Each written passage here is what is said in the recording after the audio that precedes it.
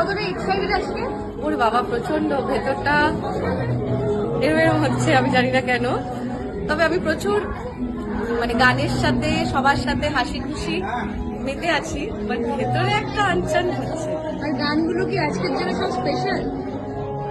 একদম একদম, মানে পার্টিকুলারলি এই গানগুলো খুব মানে শাহরুখ খানের গান।